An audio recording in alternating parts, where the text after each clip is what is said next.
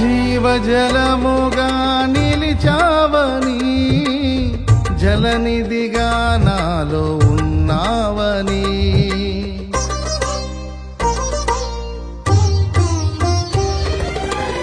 జనులకు దీవెనగా మార్చావని,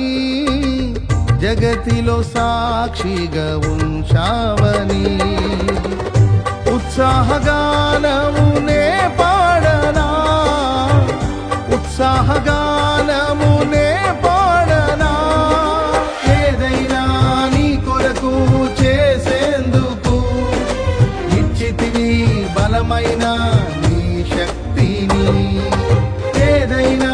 నీ కొరకు చేసేందుకు ఇచ్చితివి బలమైన నీ శక్తిని, ఇది ఏ చాలును నా జీవితాంత